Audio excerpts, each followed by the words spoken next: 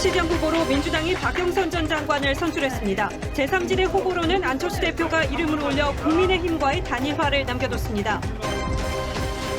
국민 절반 이상이 가덕도 신공항 특별법 국회 본회의 통과를 잘못된 일로 평가했습니다. 신공항 수혜 지역인 부산, 울산, 경남에서도 54%가 잘못된 일로 봤습니다. 문재인 대통령이 3.1절 기념식에서 언제든 일본과 대화를 나눌 준비가 돼 있다며 과거에 발목 잡혀 있을 수는 없다고 했습니다. 동해고속도로 일부 구간에서 차량 수백여 대가 폭설에 고립됐습니다. 강원 영동엔 내일까지 최대 50cm 이상 눈이 쏟아지겠습니다. 영화 미나리가 골든글로브 최우수 외국어 영화상을 받았습니다. 영화 기생충이 받았던 상으로 미나리가 기생충의 오스카 행보를 이어갈 수 있을지 주목됩니다. 여권이 추진 중인 중수청 신설을 두고 실효성과 의도에 대한 의문 제기가 법조계에서 계속됐습니다. 조만간 윤석열 총장이 중수청 관련 입장을 내놓을 것으로 보입니다. 미얀마 전역에서 쿠데타 항의실가 열려 국무 무력 진압으로 최소 18명이 숨졌습니다. 시민은 피해 일요일이라고 했습니다.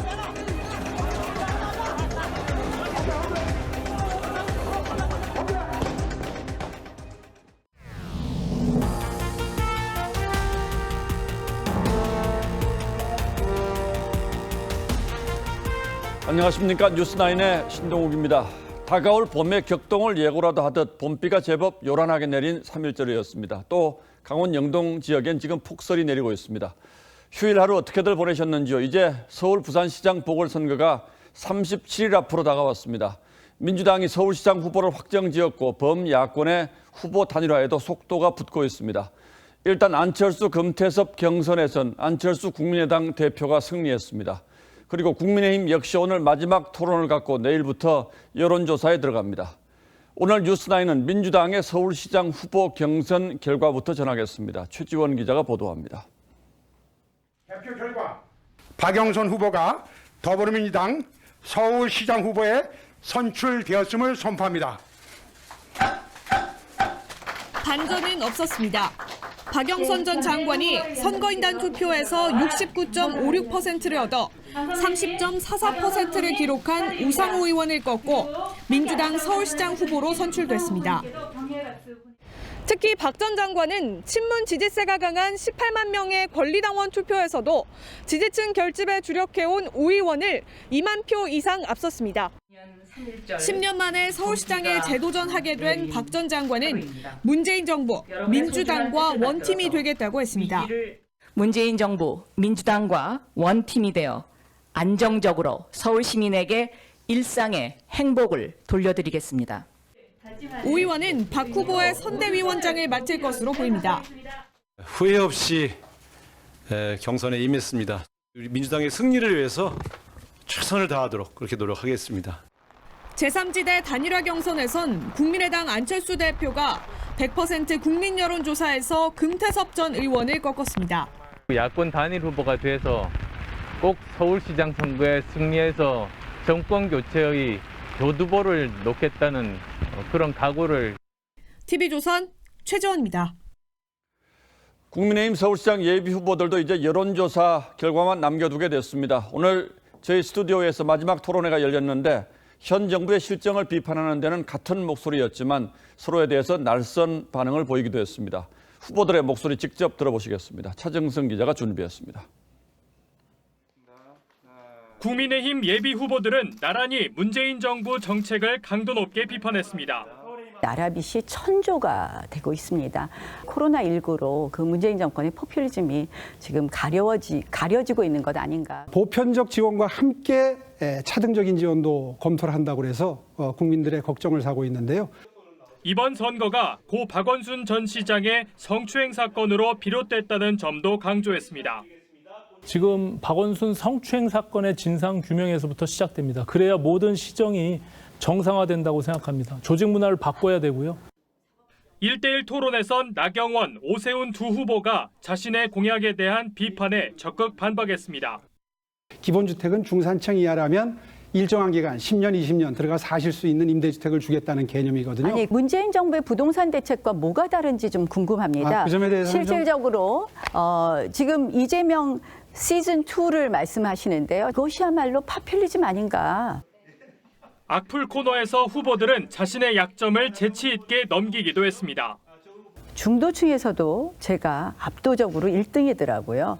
그래서 사실 그냥 불필요한 선입견 이런 거라고 생각을 하고요. 정말 열심히 한번 도전해 봤는데 낙선했습니다. 정말 아쉽게 생각하고요.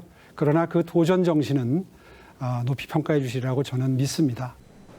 안철수 후보와의 야권 단일화에는 의견이 모두 일치했지만 무조건 단일화를 한다고 해서 이길 수 있다고 생각하지는 않습니다.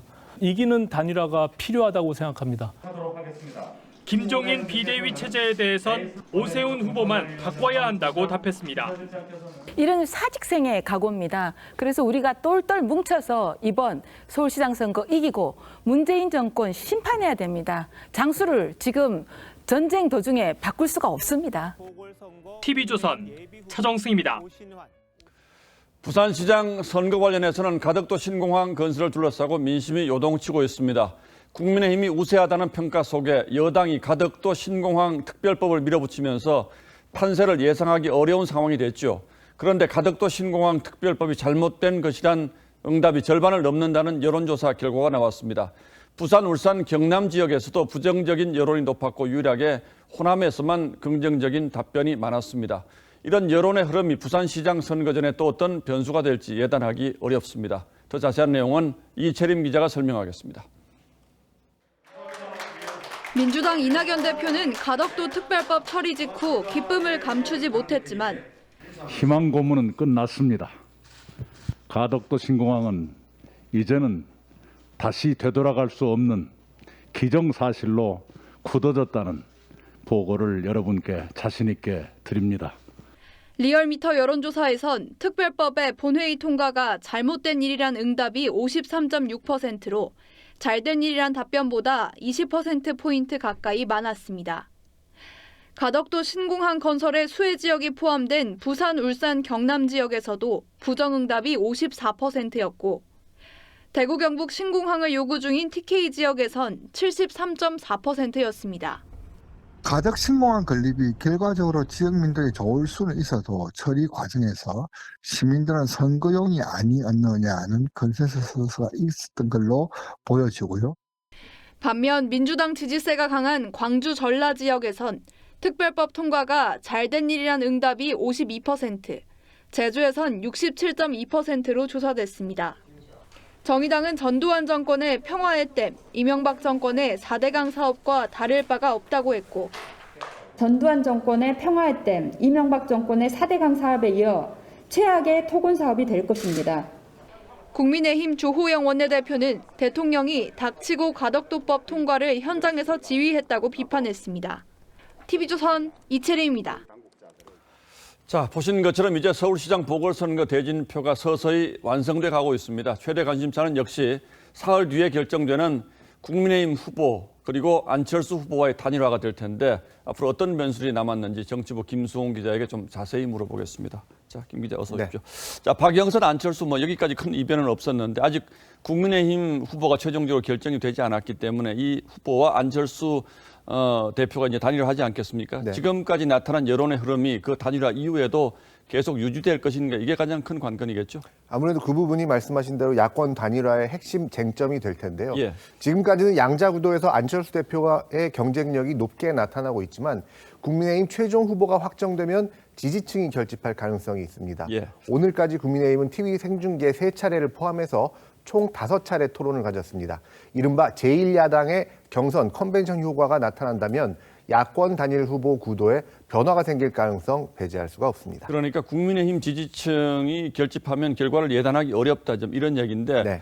그런데 김종인 국민의힘 비대위원장이 갑자기 선거 전에 내가 사라질 수 있다 이런 얘기했다고 하는데 이건 어떻게 해석해야 합니까? 네, 저희가 김 위원장과 주변 인사들을 상대로 좀 취재를 한 내용을 종합해 보면요. 예. 만약 안 후보로 단일화가 이뤄지고 안 후보가 국민의힘에 입당도 하지 않는 경우 이 본인이 안 후보를 돕는 역할을 할 수 없다. 일종의 이런 배수진을 친 겁니다. 예. 김 위원장의 안 후보에 대한 불신이 워낙 강한 건 잘 알려진 사실인데요. 이 안 후보로 단일화가 됐을 경우 정권 교체가 어려워질 수 있다는 김 위원장의 우려도 깔린 것으로 보입니다. 그러니까 본인이 비대위원장으로 있는데 다른 당 후보를 지원할 수는 없다 이제 이런 얘기가 되겠죠. 네.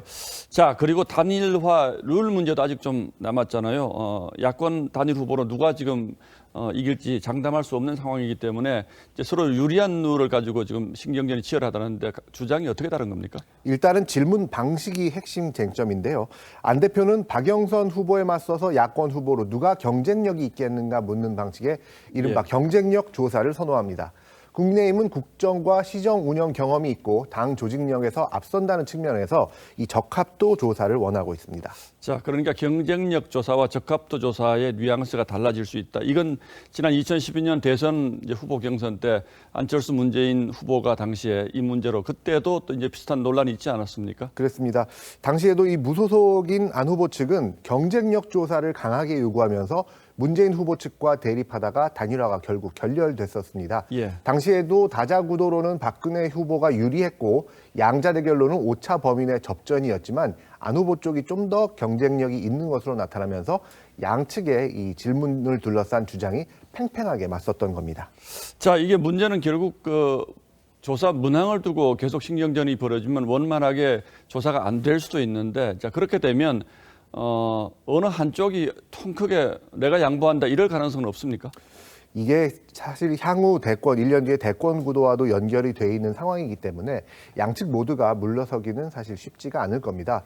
게다가 이 민주당 지지자들도 포함을 시키느냐 하는 이 여론조사의 범위와 대상 문제도 이 협상 과정에서 추가적으로 논란으로 부상할 가능성이 있습니다. 실제 투표에서 이 야권 후보를 뽑지 않을 사람이 여론조사를 왜곡시킬 우려가 있다는 것이죠.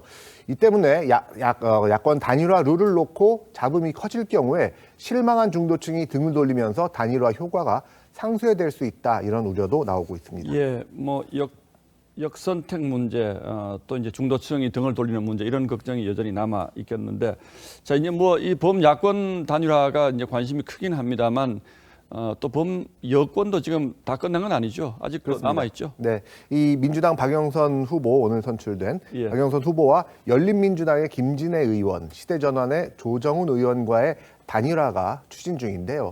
다만 이 박영선 후보와의 지지율 격차가 뭐 워낙 큰데다가 두 현역 의원이 의원직까지 버리고 독자 출마를 고집할 가능성은 낮다는 이 관측이 많습니다. 민주당과 시대전환은 이르면 이번 주 단일화 토론회를 가질 예정인데요. 21분 안에 모든 생활권을 두겠다는 박영선 후보의 21분 컴팩트 도시 공약의 현실성을 놓고 정책 검증이 주로 이루어질 것으로 보입니다. 자, 결과적으로 이제 범야권 후보 단일화, 이게 이제 가장 큰 변수가 되겠군요. 자, 어쨌든 뭐 이번 주를 기점으로 이제 4월 7일까지 본격적인 선거 국면 시작되겠군요. 네. 예, 김수홍 기자 잘 들었습니다.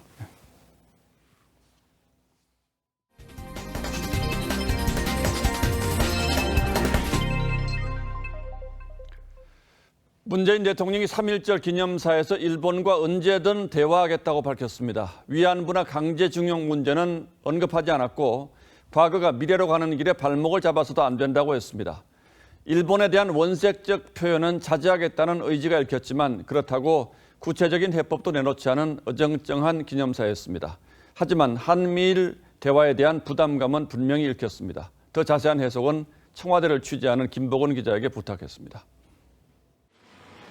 102년 전 우리 민족이 만세운동을 벌이고 독립선언서를 낭독했던 서울 탑골공원.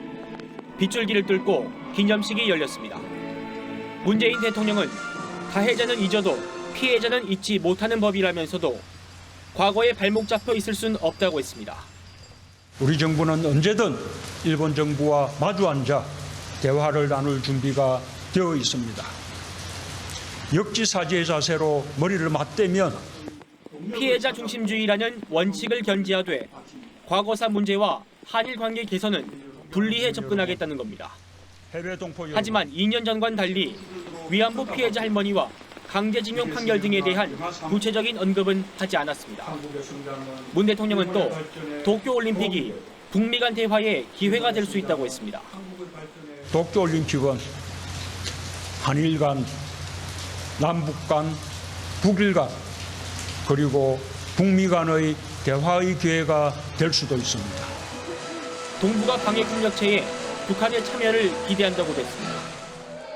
야당은 불과 1년 전엔 과거를 직시하지 않고는 미래로 나아갈 수 없다더니 이제는 먼저 덮고 가자는 거냐고 비판했습니다. 정치적 목적을 위해서 위안부 피해자 할머니들의 아픔을 외면하고 싶은 건지요? TV조선 김보건입니다. 자, 오늘 하루 종일 봄비치고는 꽤 많은 비가 내렸는데 광화문 일대를 비롯한 서울 도심 곳곳에선 보수단체의 소규모 집회들이 열렸습니다. 7,000명의 경찰이 철통 보안에 나서면서 큰 충돌은 없었습니다만 나들이 나온 시민들은 좀 불편했습니다. 윤서아 기자가 취재했습니다.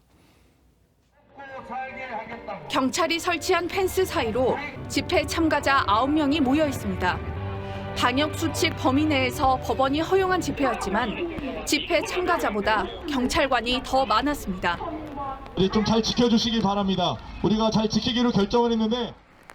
서울 광화문 앞에서 집회를 열 예정이던 자유대한후국단은 법원이 코로나 음성 확인서 제출을 요구한 데 항의해 아예 집회를 취소했습니다. 오늘 집회를 신고한 단체 가운데서는 정부의 방역 지침이 불공정하다는 비판도 제기됐습니다. 집회 대신 차량 시위를 진행한 단체도 있었습니다. 국민들과 하나 돼서 뜻을 같이 하자고 홍보 차량을 하나 만들었습니다. 소규모 집회가 대부분이었지만 경찰은 광화문 일대에 철제 울타리를 치고 경찰력 118개 중대 7천여 명을 배치했습니다. 집회와 시위는 큰 소동 없이 끝났지만 광화문 인근에 투입된 경찰력과 철제 펜스는 오후 늦게까지 설치돼 있었습니다. 경찰은 고신각 주변에서 미신고 집회를 한 40여 명에 대해 사법 처리를 검토할 예정이라고 했습니다. TV조선 윤서아입니다. 문재인 정부 외교의 한 축이 이른바 반일 프레임으로 지지자들을 결집하는 것이었습니다. 때문에 일본과의 격렬한 마찰도 피하지 않았었는데 오늘 3.1절 기념사는 그에 비하면 상당히 이례적이었습니다. 사실 좀 당혹스럽기도 했습니다. 언제든지 대화할 준비가 돼 있다. 과거가 발목을 잡아서는 안 된다. 원론적인 발언처럼 들립니다만 지난 3년 동안 해온 말들과 비교하면 분명한 차이가 느껴지죠. 과거사에 대한 생각이 달라진 것인지 아니면 외교적 전술의 일환인지 오늘의 포커스는 대통령의 3.1절 기념사에 맞추겠습니다. 취임 뒤 처음 맞았던 3.1절. 문재인 대통령은 2015년 한일 합의를 근거로 위안부 문제가 완전히 해결됐다고 주장하는 일본 정부의 태도를 비판했죠. 가해자인 일본 정부가 끝났다라고 말해서는 안 됩니다. 일본은 즉각 한일 합의의 취지를 거스른 것이라며 반발했습니다. 全く受け入れられず極めて遺憾であり、韓国側に対して直ちに外交ルートで我が方の立場を伝え強く抗議をいたしました。 이후 우리 대법원이 일본 기업의 징용 피해를 배상하라고 판결하자 반도체 소재 등 수출 규제에 돌입한 일본. 우리는 다시는 일본에게 지지 않을 것입니다. 양국 관계 악화일로에서 청와대 민정수석은 SNS에 죽창가를 올렸고 일본에 쫄지 말자고 했죠. 여당도 일본에 대한 비난 수위를 높였습니다. 아베 정부는 부품 소재를 무기 삼아 경제 도발을 감행했습니다. 전 부분이 마각을 드러냈습니다. 그런데 여당의 싱크탱크인 민주연구원이 반일 분위기가 선거에 유리하다는 보고서를 낸 사실이 드러나 정부 여당이 반일 프레임을 이용한다는 비판이 나오기도 했습니다. 우리 선수나 비난하고 심지어 일본 선수를 찬양하면 그것이야말로 신친일입니다. 한미일 삼국 공조를 강조하는 미국 바이든 행정부가 새로 들어서면서 대일 외교의 기조가 달라지고 있습니다. 한반도 평화 프로세스 재개를 위해서는 미국의 지지가 절대적인데 일본과의 관계 개선이 선행돼야 한다는 거죠. 대표적 일본통인 강창일 전 의원을 주일 대사에 임명하는 등 잇따르는 관계 개선 시도. 문제가 해결되기 전까지는 말하자면 다른 분야의 협력도 이렇게 멈춘다든지 이런 태도는 결코 희망하지 못한 방법이라고 생각합니다. 위안부와 징용 문제를 근본적으로 풀고 4년 가까이 쌓인 양국 간 갈등과 불신을 해소시킬 수 있을지. 뉴스나인 포커스였습니다. 코로나19 신규 확진자 수는 휴일 검사 건수가 줄면서 오늘도 어제에 이어서 이렇게 300명대를 유지했습니다.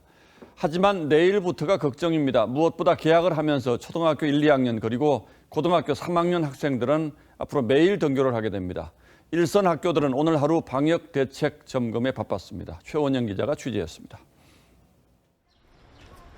내일 전국의 유치원생과 초중고교생이 새 학년 첫 등교길에 나섭니다. 코로나19 확산세가 계속되는 상황에서 전교생 전면 등교는 어렵지만 올해는 거리두기 2단계까지 유치원생과 초등학교 1, 2학년, 고3 학생은 매일 등교가 가능합니다. 각 학교들은 방역 준비에 만전일기했습니다. 1인 단위로 더 세밀하게 가림막을 설치했어요. 2분의 1에서 3분의 2 정도만 식당을 사용할 수 있게 시간을 다 달리해서 쉬는 시간을 10분에서 5분으로 줄이고 화장실은 반별로 다녀오도록 학교별 방역 수칙도 정했습니다. 쉬는 시간도 5분밖에 안 되니까 수업 중간에도 이제 학생들이 이제 자유롭게 반별로 화장실을 갈 수 있게끔 또 반별로도 시간을 나눴어요. 신규 확진자는 이틀 연속 300명대로 집계됐지만 음식점과 제조업체, 어린이집과 병원 등에서 집단 감염이 계속되고 있어 등교를 앞두고 우려가 나옵니다. 등교 수업이 확대되고 또 방과 후 활동 모임 등으로 인해 접촉이 증가할 것으로 보고 있습니다. 방역당국은 현재 3분기로 예정된 교직원들의 백신 접종을 당겨야 한다는 주장에는 교육당국과 논의하겠다고 밝혔습니다. TV조선 최원영입니다. 백신 접종은 오늘로 나흘째를 맞았습니다. 지금까지 2만 1,000여 명이 접종을 맞았는데 여전히 이상 반응을 보이는 사람들이 이어지고 있습니다.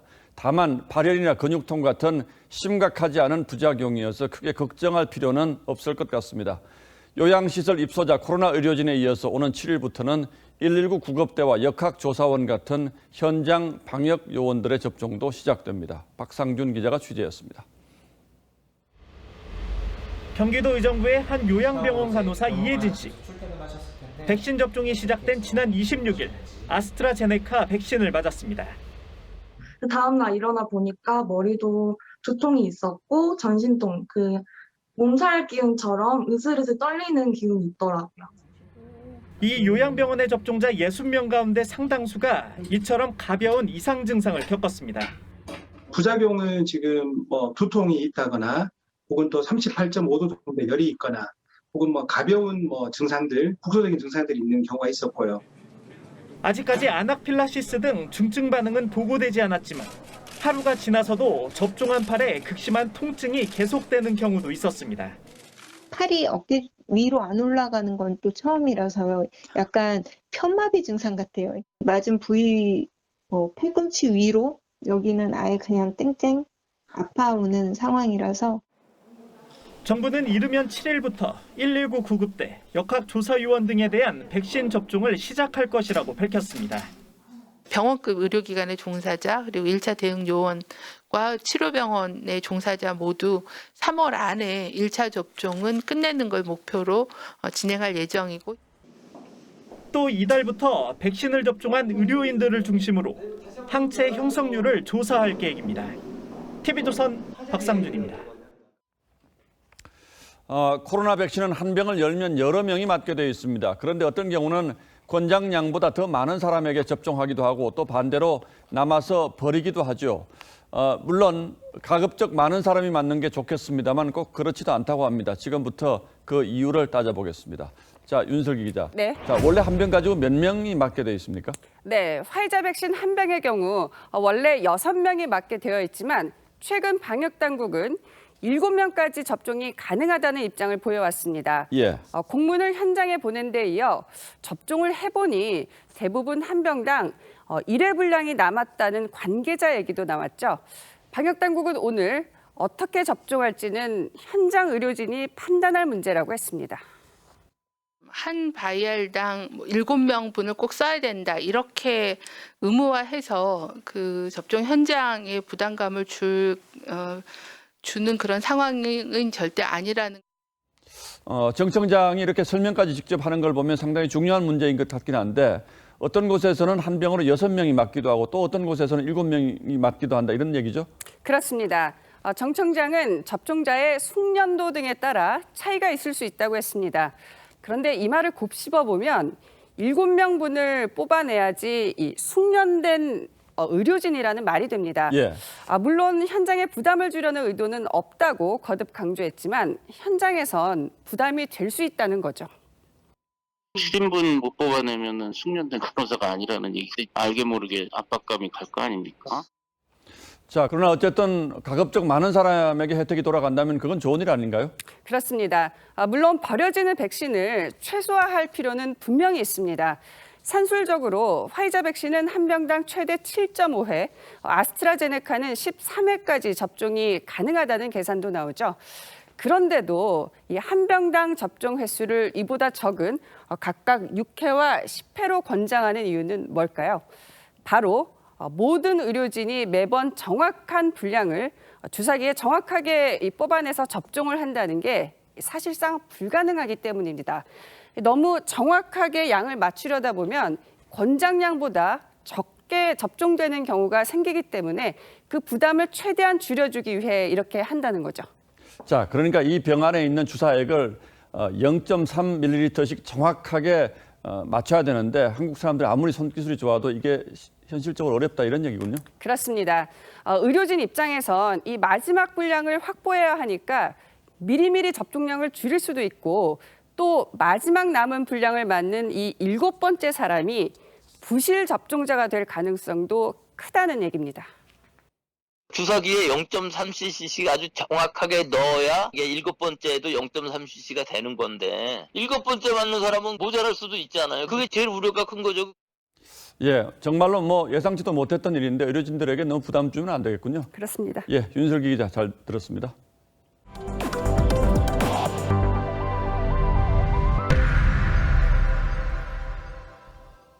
오늘 전국적으로 많은 비가 쏟아졌죠. 이 강원 영동 지역에서는 비가 폭설로 변하면서 고속도로가 통제되는데 지금 이 시각까지 6시간 넘게 차량 수백 대가 폭설 속에 갇혀 있습니다. 장용욱 기자가 전하겠습니다. 고속도로가 온통 눈으로 하얗게 변했습니다. 도로 한쪽에서는 사람들이 자동차를 밀며 눈길을 빠져나가려 애를 씁니다. 눈 쌓인 고속도로에 자동차가 줄지어 서 있고 근처 휴게소는 대피한 자동차가 빼곡합니다. 오늘 낮 4시 반쯤 동해고속도로 속초 나들목에서 북양양까지 4km 구간의 진입이 전면 통제됐습니다. 월동장구를 장착하지 않은 차량 등이 폭설로 곳곳에서 미끄러지며 뒤엉킨 겁니다. 3.1절 연휴 마지막 날이라 귀경 차량이 몰려들면서 정체가 심해졌습니다. 제설 차량조차 이동할 수 없을 정도로 고속도로가 기능을 상실했습니다. 차량 수백 대가 도로에 갇혔습니다. 차량이 고립돼 있다 보니까 제설 차량이 비상차로로밖에 못 가기 때문에 이게 진입하는데 약간 어려움이 있어서인데. 도로공사와 경찰은 통제 구간에서 눈을 치우며 갇힌 자동차를 차례로 이동시키고 있습니다.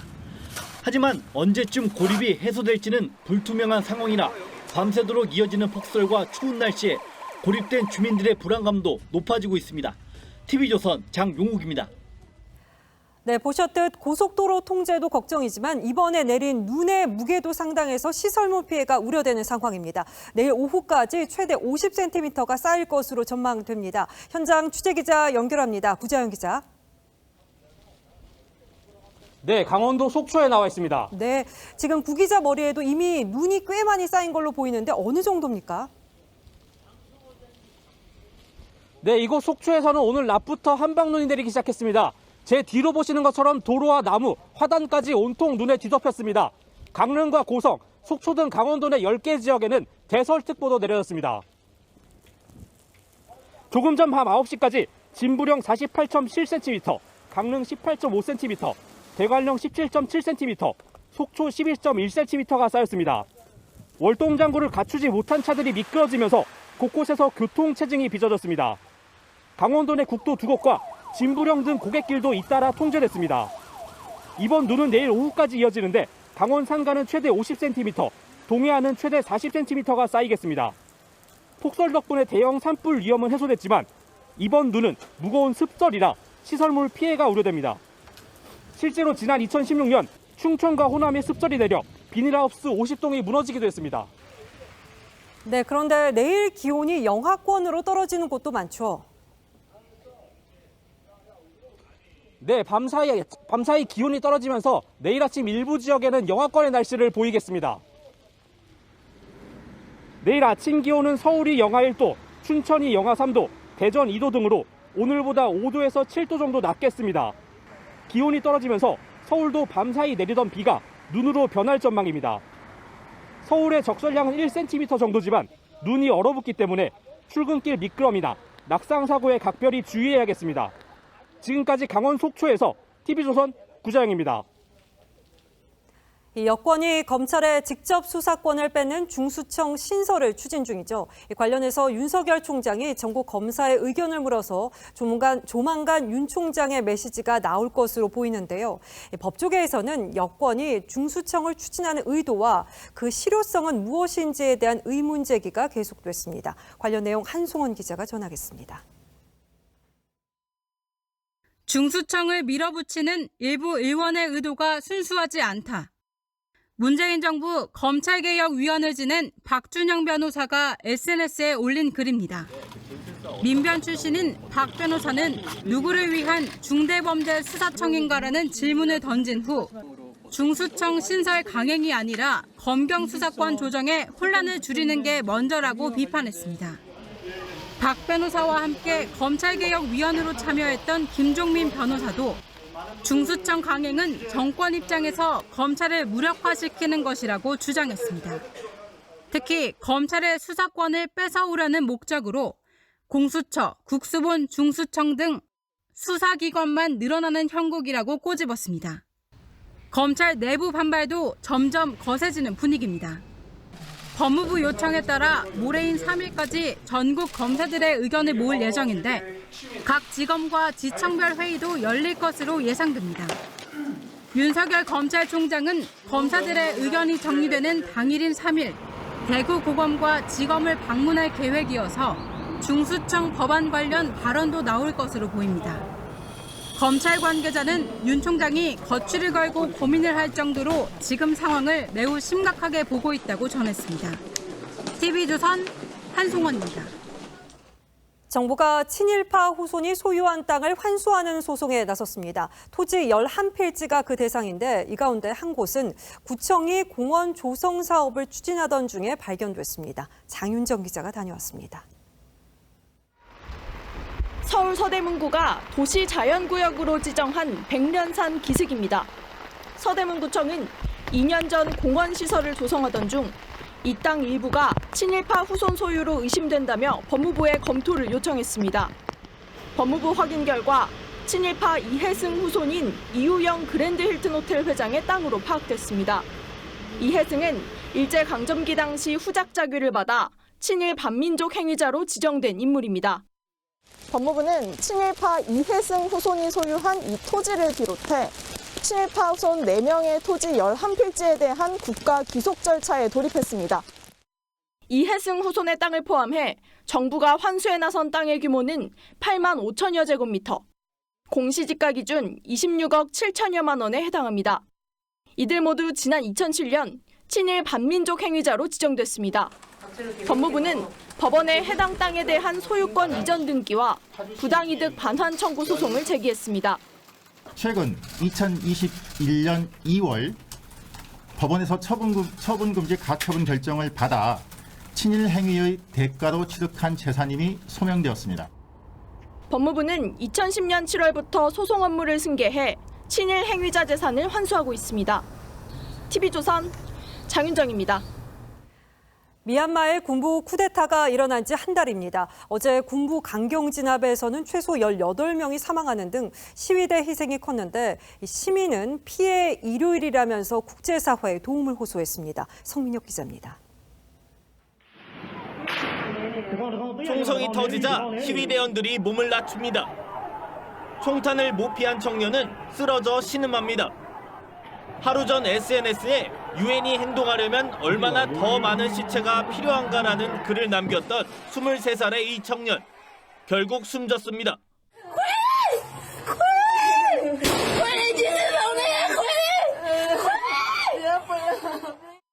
새 총을 맞은 아이의 얼굴이 벌겋게 부었고 거리는 매캐한 최루탄 연기로 가득합니다. 유엔은 어제 하루에만 최소 18명이 숨지고 30명이 다쳤다고 밝혔습니다. 미얀마 시민단체는 쿠데타 이후 한 달 동안 총 30명이 희생됐다고 주장합니다.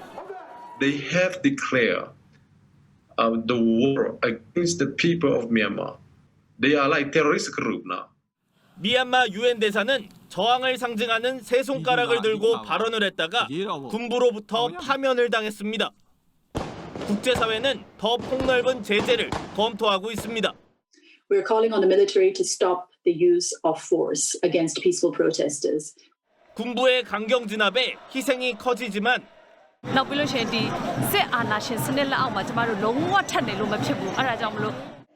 그래도 노랑 헬멧에 방독 마스크를 쓴 시위대는 갈수록 늘고 있습니다. TV조선 성민혁입니다.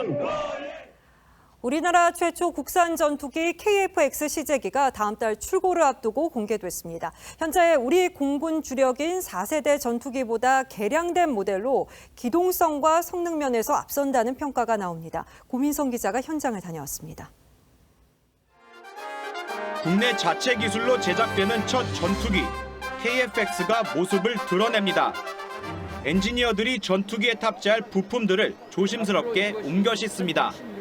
날개 너비 11.2m, 길이 16.9m로 F-16보다 크고 F-18보다는 조금 작습니다. 미국의 F-22 같은 5세대 전투기들은 적 레이더의 반사 면적을 줄이기 위해 미사일을 아예 기체 내부에 적재하는데 향후 이 같은 스텔스 기술이 도입될 수 있는 외형도 갖췄습니다. A사 레이더를 포함한 최첨단 항전 장비를 갖추고 있습니다. 미래 확장성을 위해서 5세대 전투기로 발전할 수 있는 확장성을 보유하고 있습니다.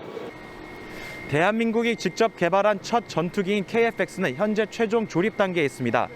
도색 작업을 마치고 4월 출고되면 지상 시험을 거쳐 내년 7월 하늘을 날게 됩니다. 단군 이래 최대 무기 개발 사업이라 불리는 KF-X 사업은 40년 넘게 우리나라의 영공을 지켜온 F4와 F5의 퇴역을 앞두고 지난 2016년 개발에 착수했습니다. 대당 가격은 약 800억 원으로 총 사업비는 8조 8천억 원에 이릅니다. 향후 4년간 총 2,200여 회의 비행 시험을 마친 뒤 2026년 첫 양산에 들어가 실전 배치됩니다. TV조선 구민성입니다. 예, 다음 뉴스입니다. 당정이 20조 원에 육박하는 4차 재난지원금을 지급하기로 결정한 지 하루 만에 형평성 논란이 불거지고 있습니다. 특히 야당은 정부 여당이 선거 유불리를 계산해서 지원 대상을 나눴다고 주장하고 있는데 이 주장에는 설득력이 있는 것인지 최원희 기자의 설명을 들어보시겠습니다. 지난해 9월 7조 8천억 원대 2차 재난지원금 지급된 초중학생에 대한 특별 돌봄 지원금이 포함됐습니다. 하지만 4차 재난지원금의 경우 총액이 2배를 넘지만 초중학생에 대한 지원은 없습니다. 대신 실직 폐업한 부모님을 둔 대학생에게 특별 장학금 250만 원을 지급하기로 했습니다. 미성년 자녀를 둔 가정에 대한 역차별로 결국 투표권을 의식한 것 아니냐는 비판이 나옵니다. 18세 이상만 투표권이 있기 때문입니까? 재난지원금을 산정하면서 이 같은 표 계산이 개입되어서는 절대로 안 됩니다. 4만 명이 넘는 노점상에게 50만 원을 지원하는 것에 대해서도 임대료 등 고정비를 부담하고 꼬박꼬박 세금까지 내는 일반 자영업자와의 형평성 논란이 제기됩니다. 고통을 나누는 건 좋아요. 그러면은 임대료 내고 사람 고용하면서 있는 소상공인들한테는 대책이 뭐냐. 하지만 민주당 홍익표 정책위의장은 누구나 부가세를 내고 있다고 반박했습니다. 힘들지 않은 분이 누가 있으시겠습니까? 모든 국민이 힘들고 다 어려우신데 이럴 때일수록 좀 더 포용적인 자세. 정부 여당이 코로나로 인한 구체적인 피해 규모를 따져보지 않고 자의적 기준을 적용해 지원금을 지급하기로 하면서 갈등을 부추길 소지가 있다는 지적도 나오고 있습니다. TV조선 최원입니다. 최근 들어서 미국 국채 금리가 오름세를 보이면서 국내 시중은행의 대출 금리가 덩달아 들썩이고 있습니다. 빚을 부동산이나 주식 투자에 나섰던 사람들을 중심으로 그동안 자산 가격 상승을 이끌었던 이른바 저금리 시대가 예상보다 일찍 저물지 모른다는 우려가 커지고 있습니다. 이정현 기자가 취재했습니다. 지난해 신용대출 1억 원을 받은 40대 직장인 A씨.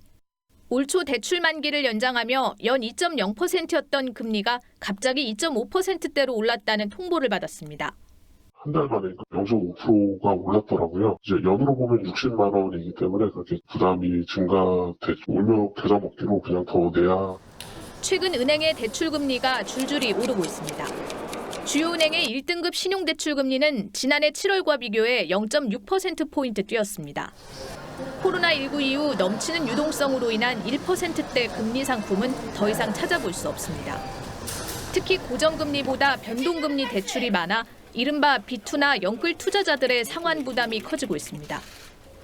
가계부채 급증에 금융당국이 대출 조익에 들어간 영향이 컸습니다. 인플레이션 전망이 확산되는 가운데 미 국채금리까지 1년 전 수준으로 뛰면서 저금리 시대가 끝날 거란 우려가 커지고 있습니다. 기준금리를 낮게 유지하는 것 자체는 계속된다 하더라도 저신용 계층과 기업을 중심으로 제공되고 있는 금리는 사실상 높아진 상황입니다. 코로나19 등에 따른 실물 경기 부진이 이어지는 상황에서 금리 상승이 일찍 본격화할 경우 시장에 끼치는 연쇄적 충격은 예상을 뛰어넘을 거란 불안감도 커지고 있습니다. TV조선 이정현입니다. 그동안 거침없는 상승세를 보여온 서울의 아파트 값이 최근 팽팽한 눈치 보기에 들어갔습니다. 앞서 보신 금리 상승 여부 그리고 곧 다가올 봄 이사철이 부동산 시장의 방향을 결정짓는 중요한 분수령이 될 것으로 보입니다. 보도에 지선호 기자입니다. 서울 압구정동의 재건축 추진 아파트 단지. 지난해 48억 원에 거래됐던 전용 196제곱미터형 아파트가 지난달 54억 5천만 원에 팔렸습니다. 국회에서 2년 실거주 조건을 담은 관련법 처리가 지연되는 사이 조합 설립이 가시화되면서 규제를 피할 수 있다는 기대감이 반영됐습니다. 여기가 이제 오래 했으니까 제조 차량이 없잖아요. 실질적인 주인이 거주를 하려면 2년 거주를 안 해도 되거든요, 이제. 반면 반포의 대단지 아파트는 30억 원이 넘던 전용 84제곱미터형이 28억 3천만 원으로 떨어졌습니다. 패닉 바잉 현상이 주춤하면서 2달 연속 거래량도 급감했는데 거래량 감소는 가격 하락 신호탄의 가능성으로 여겨집니다. 집을 팔려는 사람이 늘어나고 있다는 신호도 나옵니다. 하지만 서울 아파트 가격은 상승폭의 차이가 있을 뿐 지난해 6월 첫째 주 이후 꾸준히 오르고 있다는 반론도 만만치 않습니다. 정부의 공급 정책도 아직 시장의 실질적 반응은 이끌어내지 못하고 있습니다. 실제 공급까지의 시차를 감안하면 단기적으로 주택시장의 안정을 기대하기는 어려운 상황입니다. 여기에 봄 이사철을 앞두고 전세가가 오를 경우 매매가 역시 다시 상승 탄력을 받을 수 있다는 분석입니다. TV조선 지선호입니다.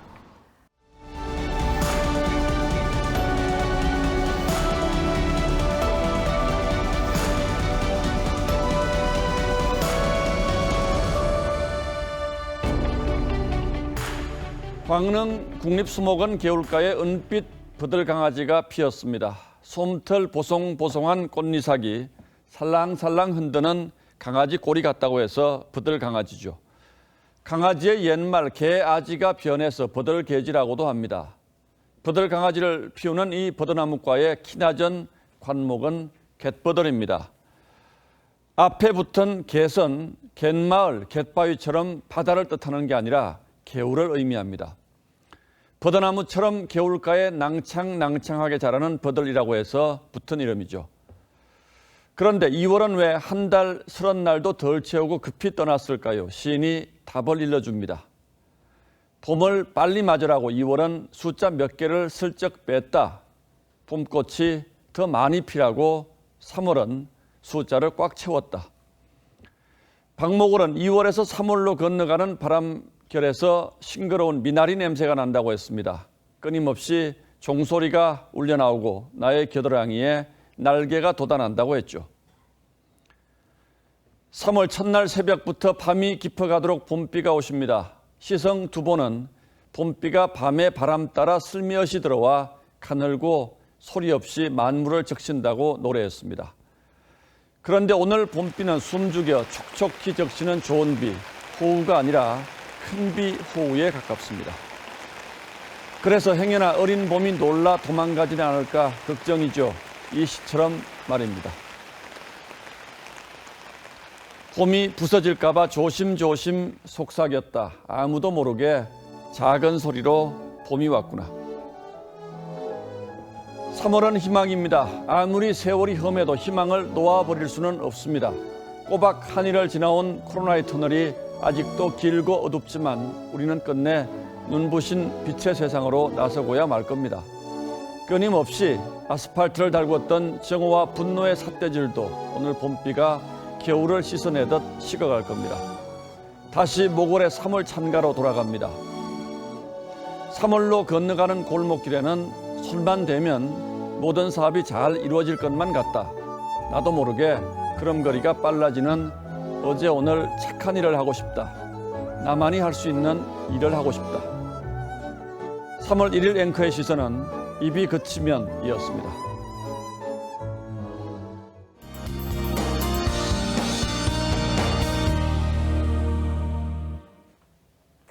3일절인 오늘 봄비치고는 다소 많은 비가 내리고 있습니다. 그중 강원도는 눈이 펑펑 쏟아지면서 보시는 것처럼 한겨울 모습으로 변했고요. 경기 북부 지역에서도 눈이 관측되고 있습니다. 이제는 다른 지역에서도 비가 점점 눈으로 바뀌고 있어서 걱정입니다. 앞으로 강원도는 50cm 이상이 쌓이는 곳이 있겠고요. 경기와 충북, 경북 지역은 적게는 1에서 많게는 8cm까지 쌓이겠습니다. 그래도 내일 새벽이면 중부와 호남권부터 그치기 시작하겠고 오전에는 대부분 그치겠습니다. 강원 영동 지역만 내일 오후까지 눈이 이어지겠습니다. 이 눈과 비가 그친 뒤에는 날이 좀 추워질 거예요. 내일 아침 중부 지역은 영하권으로 떨어지겠고 낮 기온도 오늘보다 5도 이상 낮은 곳이 많겠습니다. 날씨였습니다. 예, 3월 1일 뉴스9은 여기서 모두 마치겠습니다. 시청해주신 여러분 고맙습니다.